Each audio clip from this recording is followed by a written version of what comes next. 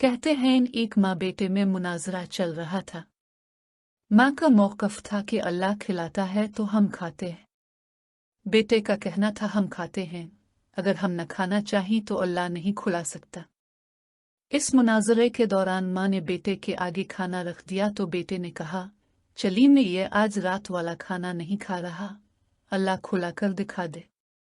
माँ बेटे के पीछे पड़ गई कि पागल ना बन, खाना खा ले, और बेटे ने जिद पकड़ ली कि मैंने नहीं खाना, अल्लाह खुला कर दिखाए। माँ बेटे को भूखा कहाँ देख पाती है।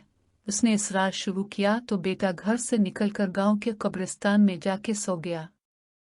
माँ ने एक जबरदस्त किस्म का खुशबूदार हलवा बनाया और जाकर बेटे से कुछ फासले पर एक कब्र पर इस ख्याल से रख आई कि रात को भूख से जाग गया तो कोई देखने वाला ना होगा और ये खा लेगा।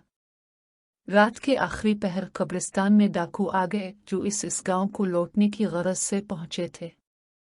वो कब्रिस्तान में रुककर सरदार से आखिरी हिदायत ले रहे थे कि हलवे की महक ने सरदार को मुतवज्जे कर लिया।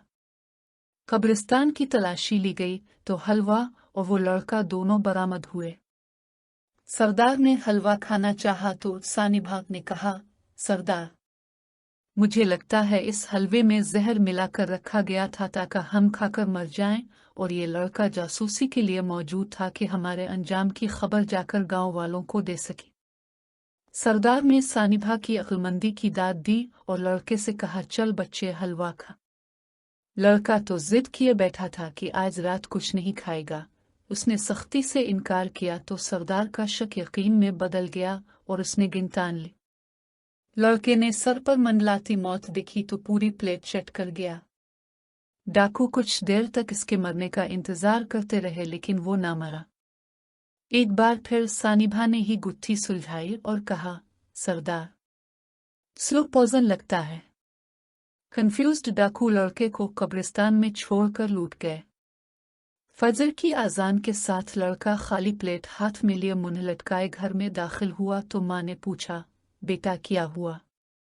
लड़का बोला, माँ लंबा किस्सा है, मुझे नींद आ रही है, बस खुलासा यह है कि हम ना भी खाना चाहिए तो अल्लाह खुला देता है। इस तरह की मज़े और मालूमात से भरी वीडियोस देखने के लिए हमारा इखलाकी सबक टीवी सब्सक्राइब करें और घंटी का बटन दबाना मत भूलें ताकि हमारी नई आने वाली सबक आमोज़ वीडियोस आपको बआसानी मिल सके।